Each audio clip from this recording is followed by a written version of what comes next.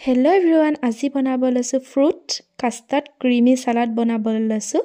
আৰু ভাবিছো আপোনালোকৰ লগতো ৰেচিপিটো শেয়াৰ কৰো আমাৰ ঘৰত সবৰে প্ৰিয় হয় হেকেনে ভাবিছো আপোনালোকৰ লগতো শেয়াৰ কৰো দেখিছে প্ৰথমতে গাখীৰখিনি মই বেছি লোৱা নাই অলপমান গাখীৰ আৰু কাষ্টাৰ্ড অলপমান পানী দি পেলাই কাষ্টাৰ্ডটো মই বেছি নাই লোৱা দেই কাষ্টাৰ্ড মই 3 চামুচ মান লছো চাহ খোৱা চামুচ দি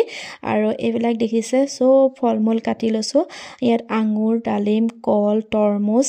আপেল আৰু কুলা আঙুৰো আছে আৰু তৰমুজটো কালাৰটো হে কম দে খাবলৈ ইমানো বেয়া নাছিলে তাৰছত কাষ্টাৰ্ডখিনি হোৱাৰ পিছত অলপ টাইম ঠাণ্ডা কৰিলো ঠাণ্ডা হোৱাৰ পিছত গুটেইখিনি ফলমূল মই তাতে দি দিছো আৰু মই ইয়াত চেনি ব্যৱহাৰ কৰা নাই দেই কাৰণ ফলৰ মিঠা আছে ন হে কাৰণে মই চেনি ব্যৱহাৰ কৰা নাই আপোনালোকৰ ঘৰত যি ফলমূল থাকে দি দিলে হ'ল একো কথা নাই অমিতাও দিব পাৰিব যি ফলমূল থাকে মই অমিতা দিও বনাই খাইছো অমিতা দি খাই বহুত টেষ্টি লাগে আৰু এনেদৰে অলপ লৰাচৰাই দিয়াৰ পিছত ওপৰতে ফিশ ক্ৰীম দি দিছো হে কাৰণে মই ফুড